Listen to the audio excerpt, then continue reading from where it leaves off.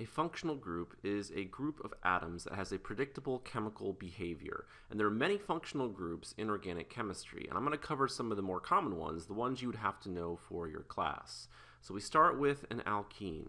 An alkene has a carbon-carbon double bond in it. So here is a carbon-carbon double bond.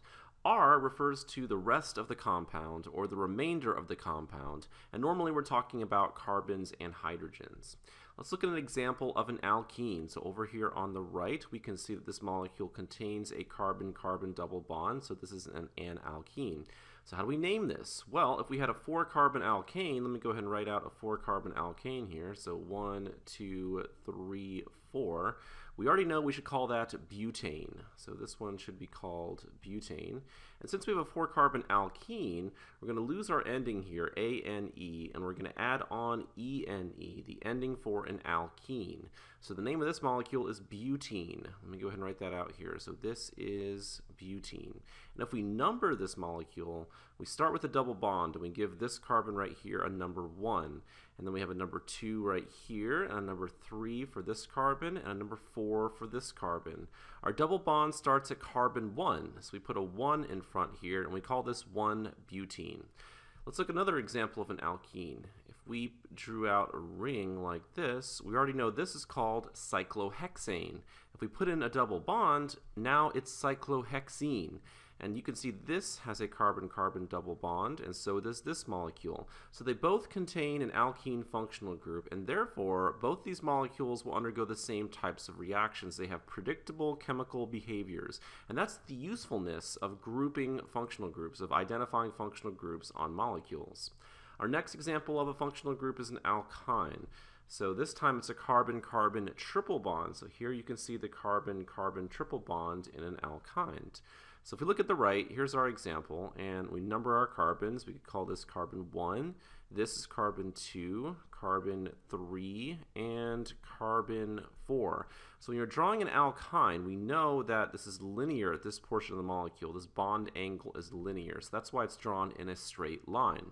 So 4 carbons, so we would use bute, and we have a YNE ending for an alkyne. So this is butine. So let me write out butine here. And our triple bond starts at carbon 2. So here is where our triple bond starts. So we could write 2-butine for the IUPAC name. Next, we're looking at an arene, also called an aromatic ring, and you're looking for this. You're looking for a 6-carbon ring, and you have alternating single-double bonds, so a total of 3 double bonds. Now, just because this has double bonds, this doesn't mean that it's going to be an alkene. Actually, arenes react in different ways from alkenes, and that's why this is a separate functional group. So on the right, here's an example of an arene or an aromatic ring, and this right here, this portion of the molecule would be a benzene. So let's write out that. So benzene is a very famous organic chemistry molecule. And then we have a methyl group coming off of our benzene ring. So one name for this would be methylbenzene. That's not the name you would usually see. Normally you'll hear this molecule called toluene. So it's so common that toluene is used most often.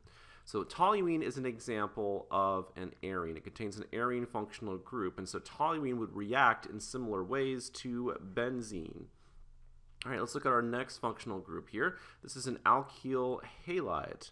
So halide refers to a halogen. So over here on the right, we have our halogen. So X could be a halogen like chlorine or bromine, and R will be our alkyl group.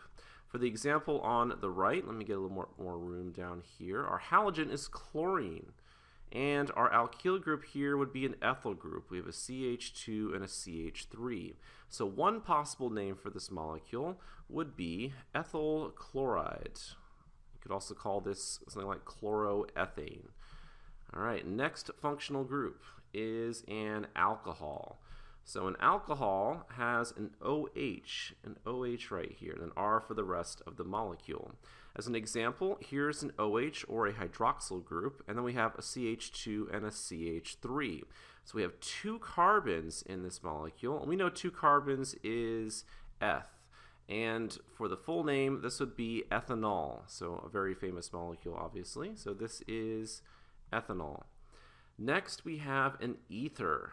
So an ether has an oxygen with an R group on either side. So I'm sorry for the bad joke, but if it helps you remember that you have an R group on either side of your oxygen, it's worth putting in a bad joke into this video. So now these R groups could be the same R groups or they could be different R groups. For the example on the right, we have R groups that happen to be the same. So here's our oxygen, and here's an R group, and here's an R group. Both of those R groups are ethyl groups. So we call this diethyl ether. So diethyl ether is the most famous ether. Right, so famous that usually it's just referred to as ether, but diethyl ether would be one way to name this molecule. Next, we're going to look at a thiol. So a thiol is similar to an alcohol. Instead of an OH, though, we have an SH. So we have sulfur instead of an oxygen. So for the example of a thiol over here on the right, we have an SH here, and then we have an ethyl group. So one name for this would be ethane thiol. So I'm going to write this out here. So ethane thiol is one possible name for this molecule. Next, we have a sulfide. So a sulfide is similar to an ether. Remember, for an ether, we had ROR. For a sulfide, we have RSR. So it's completely analogous to an ether. So on the right, here's our sulfur, and again, we have two ethyl groups. So you could call this diethyl sulfide. So let me write that out here. So this is diethyl sulfide. And finally, for this video, one more functional group. So this is an amine. So for this amine, we have nitrogen, and then we have 3 R groups attached to nitrogen. Or you could be talking about hydrogens here, right? So any of these could be hydrogens as well. And so on the right is an example of an amine. We have a nitrogen with a lone pair of electrons. This one has 2 ethyl groups, and one of our groups here is a hydrogen. So one name for this is diethylamine. So let me write out that one. So you could call this diethylamine. All right, so we'll look at more functional groups in the next video.